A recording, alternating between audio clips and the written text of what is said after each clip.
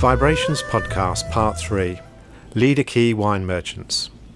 Hi, I'm Gary Brightman and this is my weekly podcast called VIBErations. Vibe is a book and music shop situated on Lantau Island in Hong Kong and established in 2018. In this week's episode we talk about the logo competition update, what's been going on over the last week, the music section, the book section, an interview with sole leader of Leeder Quay Wine Merchants, and finally a shout out to a local Lantau business. We're now 3 weeks into the competition to design a logo for VIBErations podcast based on our existing Vibe logo. Offering $500 Hong Kong dollar prize, so far we have 3 contestants, so not much competition if you fancy branding our podcasts. If you wish to enter, simply email me at vibehk@icloud.com and I'll send you the Vibe logo and you'll have until the 3rd of October to submit your entry. So, what's been happening at the shop over the last week? I'm afraid I'm having to call a concessions amnesty at the moment. With 52 concessions to track, I need to take a long hard look at what is selling and what is taking up space. Having done this, I can look at stocking some maybe new and exciting types of products.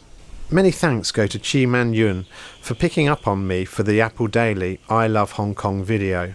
I was first interviewed at the shop and then at home last Friday, and again on Monday of this week in Sham Shui Po. I supplied some wedding photos and early Hong Kong pics, and the resulting video is available today on Apple Daily, Vibe Facebook, my website, Instagram, LinkedIn and email group. She worked very hard on it and I'd say the results are excellent, apart from maybe the subject matter. The music section.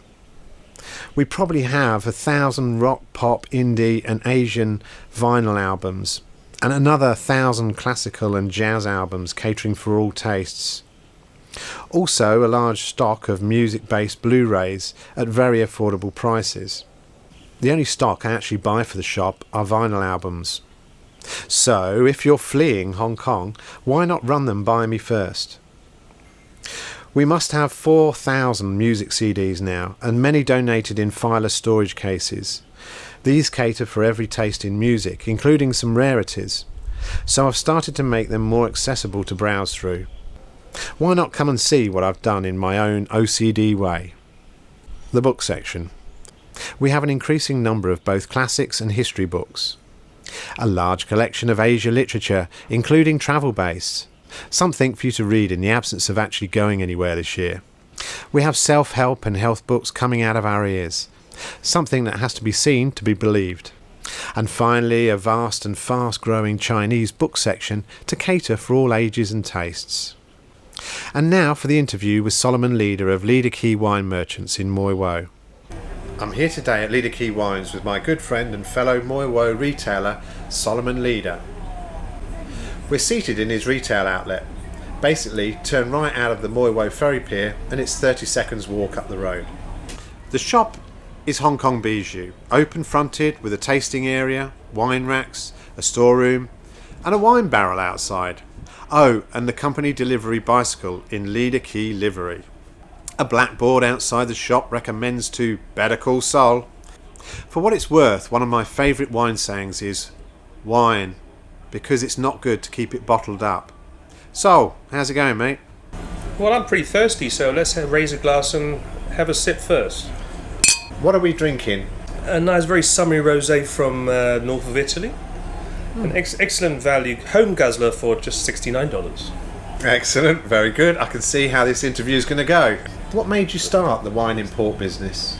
Well, I used to travel a lot, especially with my wife, who is a flight attendant. So we had this opportunity to travel around the world. So I wasn't really much of a wine drinker to begin with, but I had the opportunity to go to all these exotic places, especially in Africa. So we particularly liked South Africa, and after being there a few times, we realised that it was an excellent country to visit. Not to mention the excellent vineyards, wineries, and all the natural beauty of the country.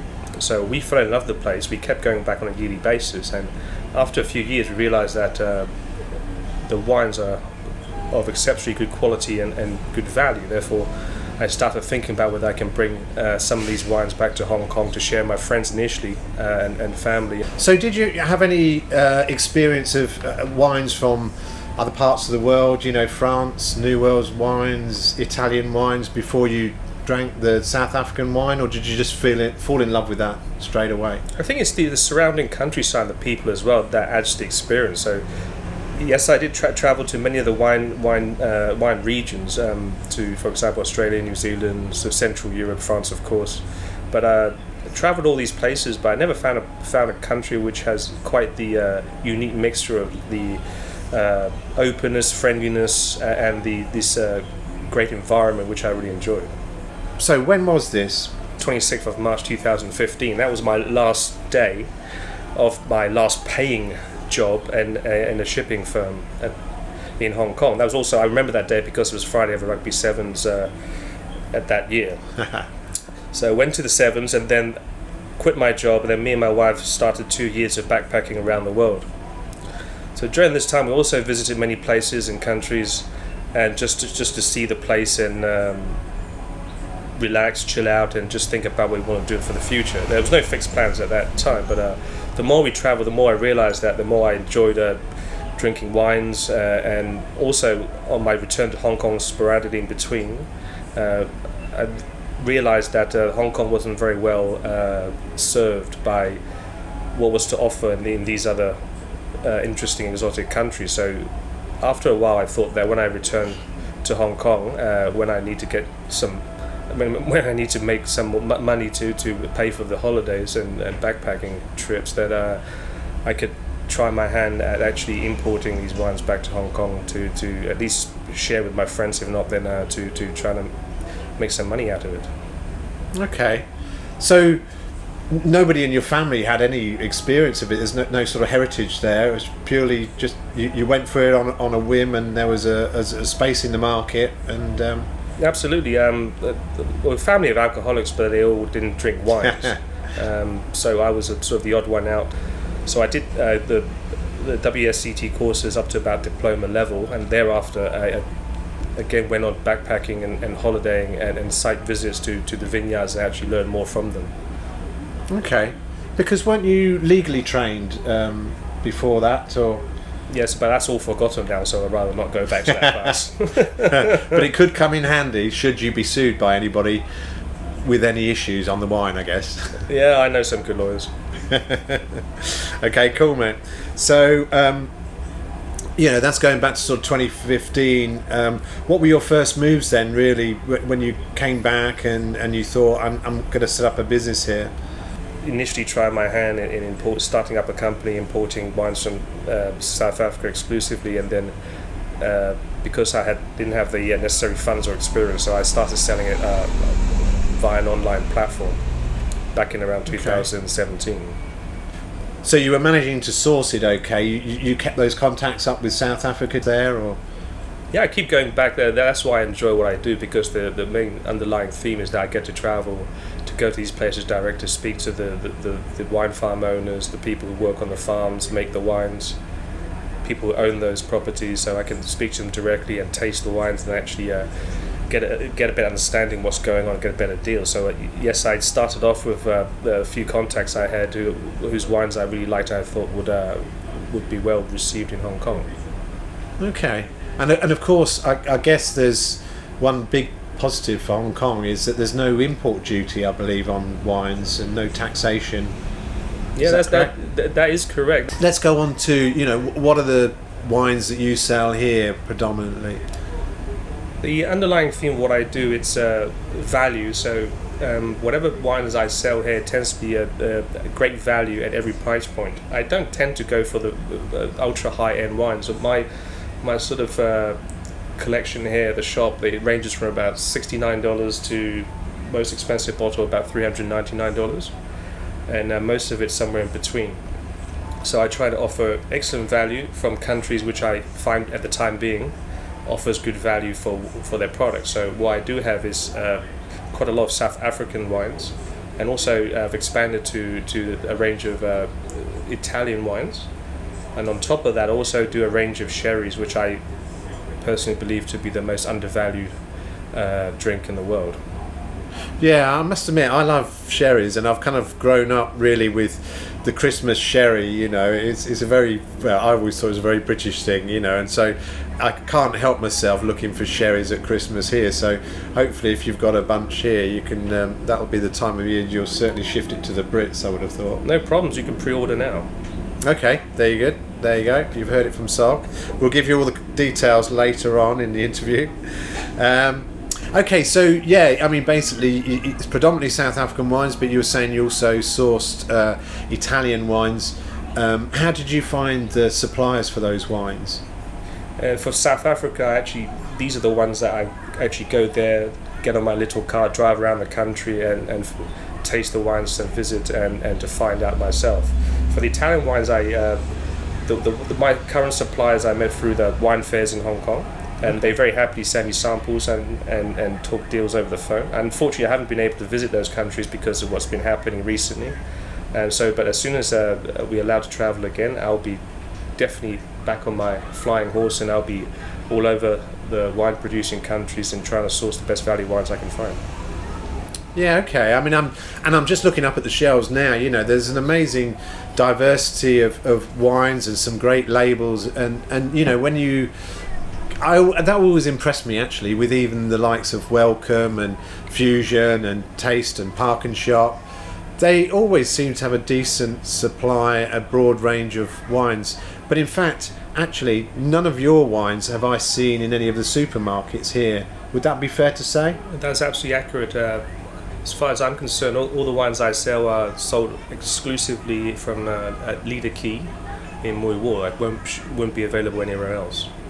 Okay, all right, that's cool.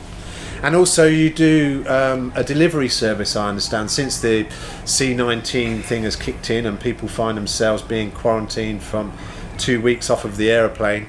I guess the best way then is to just fill up your pantry with wine, and you're the guy to deliver it these days. Absolutely, we do deliveries at least twice a week, more if requested, and we're happy to do so for a very low amount of minimum charge at $799 worth of wine only. Okay, yeah. So if you're going to spend $800, then you can get wines delivered from anywhere in Mui Wo and also across Lantau, or is there any sort of area where you cut off? There's no restriction. It's throughout Hong Kong. Oh, okay. Oh, that's right, actually. So that reminds me that you also have quite a few accounts in central in Hong Kong and across Hong Kong. How's that going? Are they still, is there still the demand there? Or there is demand. I don't do too much aggressive marketing. I'd rather spend sort of more the time and resources on making sure my customers are happy. I invest on them, and so if they're satisfied with the service, then they can spread the word by word of mouth, and I tend to get business referred to me that way. Okay, and what about any future plans? I would very much like to get back out there to the wine world, actually, to explore, investigate all sorts of good undervalued wines, interesting wines I can bring back to Hong Kong, which nobody else is doing. But that very much depends on when we can get going again, hopefully within the next 6 months. But always looking to expand and look for interesting wines, wines that my clients would like me to investigate and bring back. I'm always open to ideas and some offers. And what I must say is it's got a great kind of atmosphere, this wine shop here, and it's great to have something in Mui Wo which is independent. It looks good. It provides a service. I don't think you can go to Welcome or Fusion or even 759 and get wine delivered easily these days, and you're filling that void. I'd like to wish you all the very best in your business here, and I think you've been going since about March, and it's taken off pretty well, I think.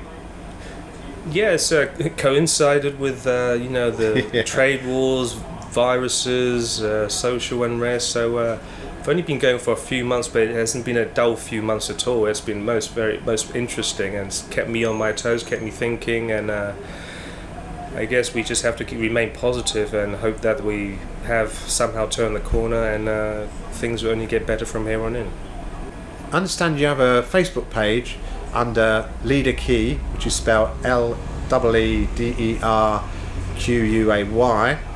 Okay, and you have a website. So your website address is vigilantforvalue.com.